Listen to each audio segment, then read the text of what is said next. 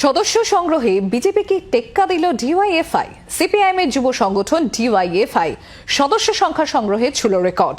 আর্জিকর আন্দোলন ইনসাফ যাত্রার সুফল পেল কি আলিমুদ্দিন? প্রায় 34 লক্ষ সদস্যের গণ্ডি ছিল সিপিআইএম এর যুব সংগঠন ডিওয়াইএফআই। 2011 পর থেকে সর্বাধিক সদস্য করার রেকর্ড ডিওয়াইএফআই এর। সদস্য সংখ্যা সংগ্রহে এগিয়ে কার্যত ক্ষয়িষ্ণু সিপিআইএম এর যুব সংগঠন। উত্তর 24 পরগনায় 4 লক্ষ ছাড়িয়েছে, কলকাতায় 2 লক্ষ সদস্য সংখ্যা ছাড়িয়েছে ডিওয়াইএফআই এর।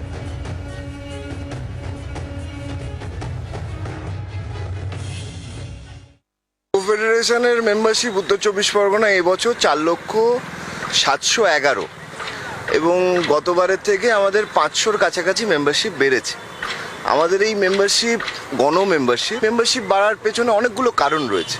রাজনৈতিকভাবে যুব সমাজ মনে করছে যে না বিজেপি না তৃণমূল, তাদের এমপ্লয়মেন্টের যে দাবি, কোর যুব সমাজের যে দাবি যে একটা সাস্টেনেবল এমপ্লয়মেন্ট, সেটা এই দুটো রাজনৈতিক শক্তি ফুলফিল করতে পারছে না।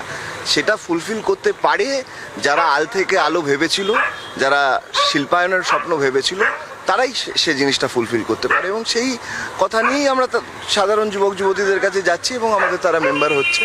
তো ভট্টাচার্য শিল্পায়নের মডেলকে সামনে রেখে ডিওয়াইএফআই, সিপিআইএম এবং পশ্চিমবাংলার সমাজ এগোবে। বুদ্ধদেব ভট্টাচার্যর মডেলকে ফেলে রেখে পশ্চিমবাংলা এগোতে পারে না। আমরা সন্ত্রাসের সাথে লড়াই করতে অভ্যস্ত হয়ে গেছি। সন্ত্রাস আছে, কিন্তু সন্ত্রাসকে সামনে রেখেও কি করে এগোতে হয় সেই শিক্ষা আমরা পেয়েছি এবং এই শিক্ষাটা সামনে নিয়েই আমরা সামনের দিনের লড়াই করব। 2011 পর থেকে একটানা রক্তক্ষরণের পরেও ঘুরে দাঁড়ানোর বারবার করেই মন্ত্র দিয়েছে বা বলা ভালো নির্দেশ দিয়েছিল আলিমুদ্দিন স্ট্রিট, যেখানে একাধিক শুদ্ধিকরণ কর্মসূচিও তারা করেছিলেন। বৃদ্ধতন্ত্রের অভিযোগে জেরবার আলিমুদ্দিনে এবার ভরসা জোগালো ডিওয়াইএফআই বা যুব সংগঠন।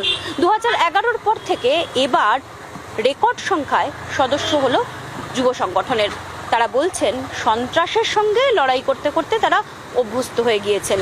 শিল্পায়নের বার্তা সামনে রেখেই ঘুরে দাঁড়ানোর সিলেবাসে মন্ত্র নিচ্ছেন ডিওয়াইএফআই। জি 24 ঘন্টার জন্য ক্যামেরায় শুভ্র ঘোষের সঙ্গে মৌমিতা চক্রবর্তী, কলকাতা। বাংলার আওয়াজ, বাঙালির আবেগ, জি 24 ঘন্টা।